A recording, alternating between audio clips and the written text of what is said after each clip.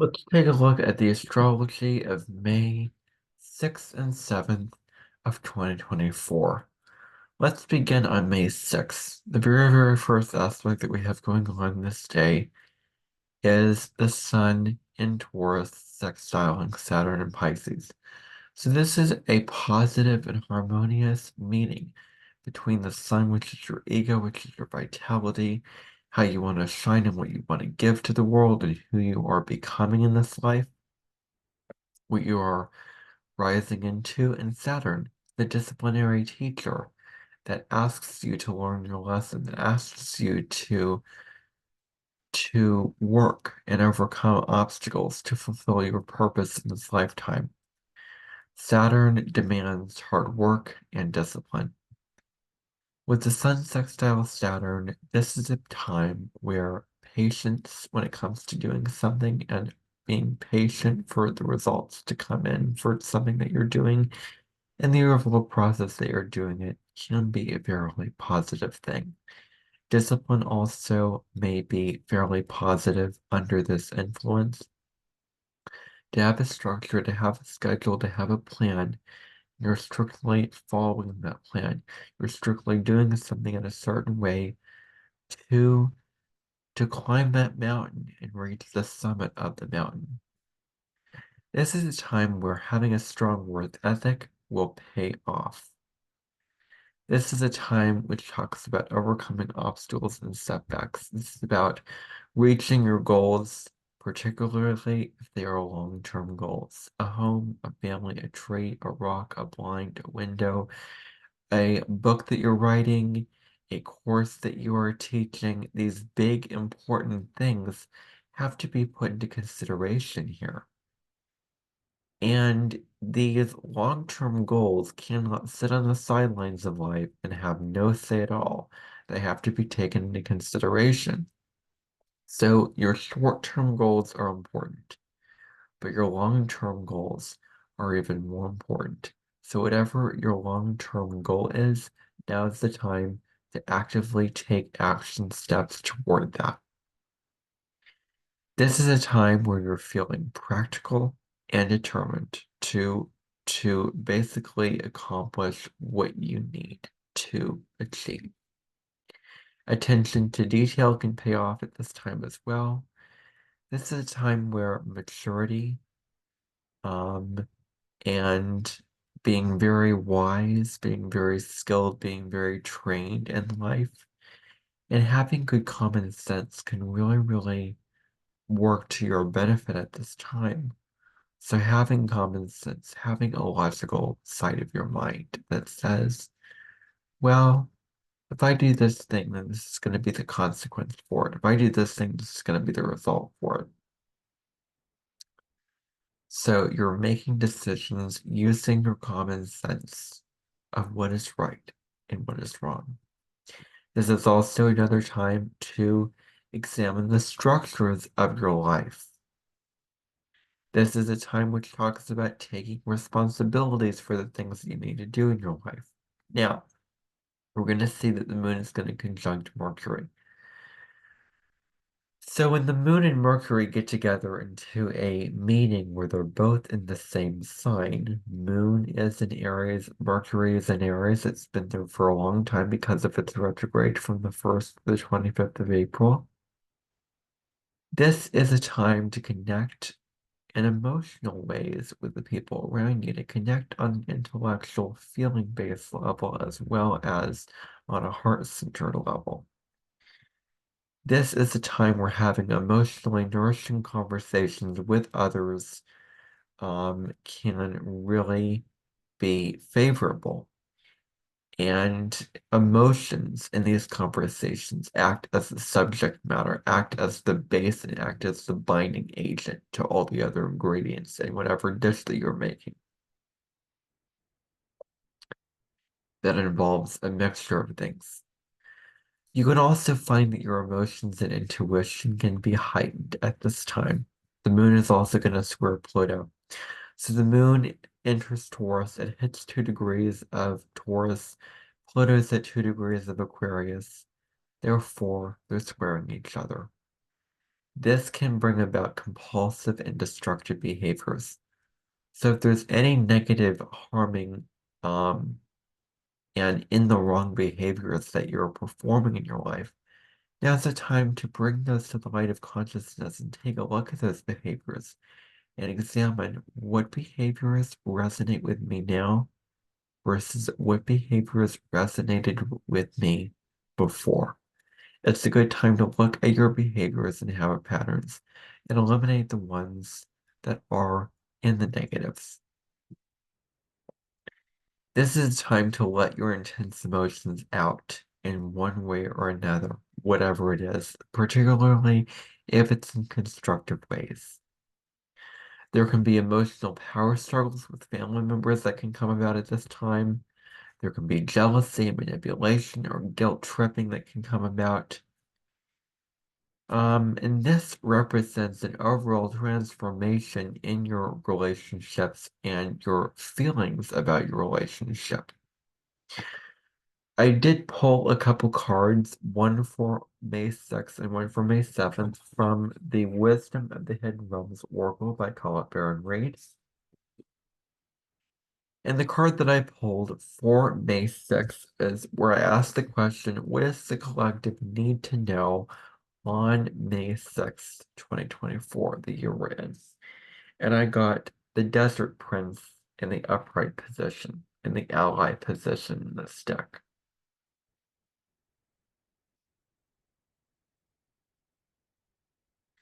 So the key words on this card are survival and false promises. And I just want to clarify something. Whatever I say here, you do not have to go and verbatim live your life and fall off it. It's just something to think about. It's just something to meditate on and consider and apply to your life. And you can follow the guidance if you want to, but you don't have to. You do have free will in this. So the Desert Prince is all about how how things in life, how elements of life can survive in the desert because they are resilient, because they're built to survive in such a harsh, dry, hot, brutal environment. This is about being resilient, being very tough, and having the courage to dream, even though the vast desert of your life may seem limitless, and it may seem barren and desolate and remote, where it seems like there's no hope. You're lost in a desert. You're trying to survive in a desert. But this is a time where when you are resilient, you can see miracles happening because of your strength, because of your resilience. So now's the time to do whatever it is that makes you more resilient when it comes to your area of life. Whether it be having a conversation with somebody or a spiritual practice, whatever it is. Now it's time to commit to that. On May 7th is the new moon in Taurus. So this is a time where we want to ground ourselves into the present moment, into the here and now.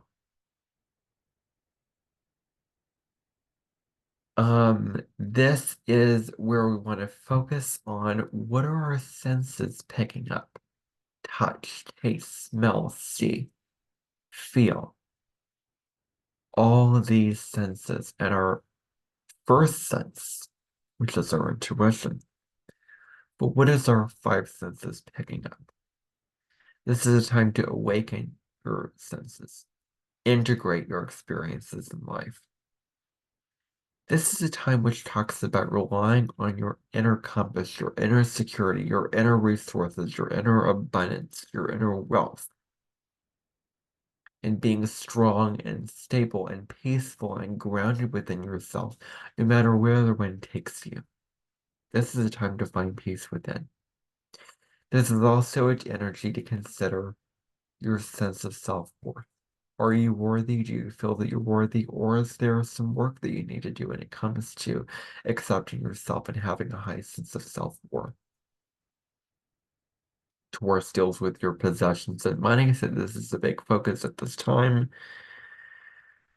Focusing on the here and now, as I said before. This is a time to stop and slow down. Just slow down, relax, and pay attention to your surroundings. Notice all that you see, feel, taste, touch around you. Be present with your life. This is about grounding, connecting to your body. So doing anything that connects you to your body. Is it meditating? Is it yoga? Whatever it is. This is a time where self-reliance, relying on yourself, being self-sufficient, all these things can really pay off. And what in your life do you feel grateful for? Or what do you need to, or what can you appreciate that is good and positive and makes you feel content in your life? So where does the attitude of gratitude need to be activated? Because when you feel grateful for what you already have, you attract more of that energy. You're letting the universe know, yes, and I want more of this. That's what you're letting the universe know, versus when you're feeling lack, you simply attract more lack, not abundance. The moon is also going to conjunct Venus. So this new moon is conjunct the ruler of Taurus, Venus, the planet of love, relationships, peace, and harmony, but also the tangible things in your life that give you pleasure. And the Taurus part of that Venus rules Taurus and Libra.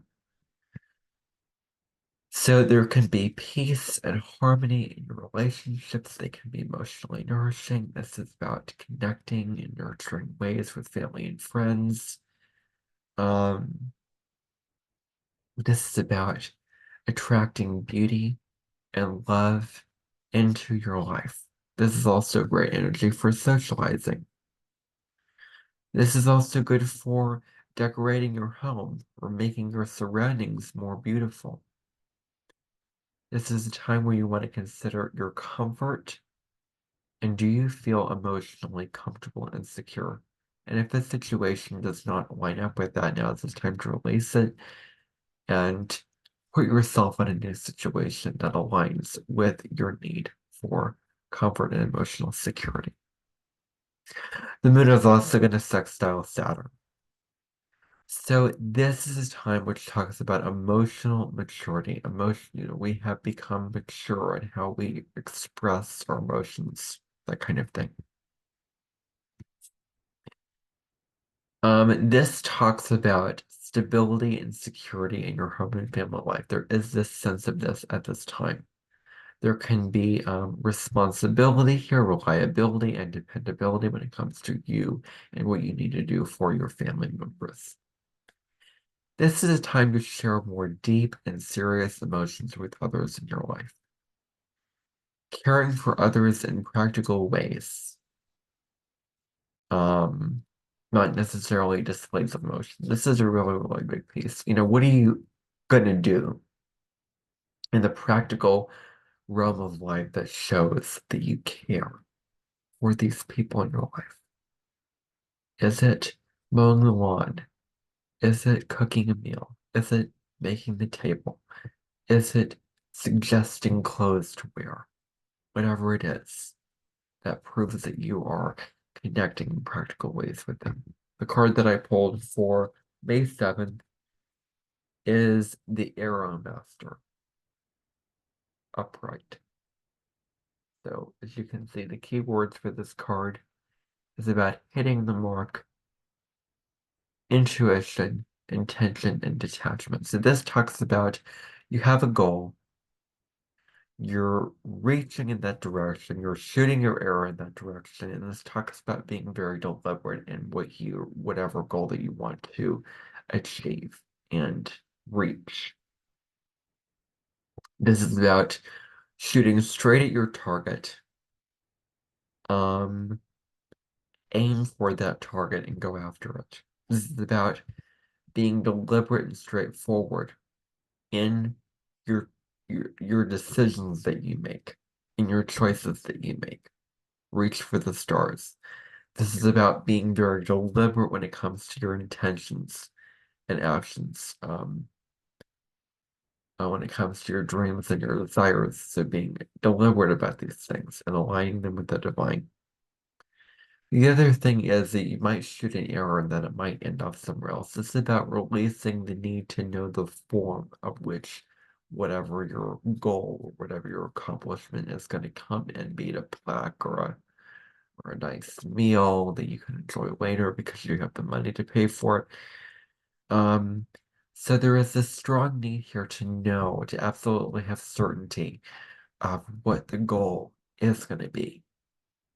But now is the time to release the form, to surrender the form is it's that it's going to come in and be open to whatever form that it comes in. Allow the universe to present you the form that is meant for you at this particular time. Detach from the need to know exactly when this is going to happen, at what time, in what place, in what way. Releasing the attachment to the form of the thing that you want and you desire in your life. Because desire is the root of all suffering. And suffering is not something that we want to experience, isn't it? So that is what I have to say for these couple of days. I hope that you found this video insightful and helpful. And if you did, please consider sharing it or subscribing to my channel. I will see you in another video. Bye, everybody.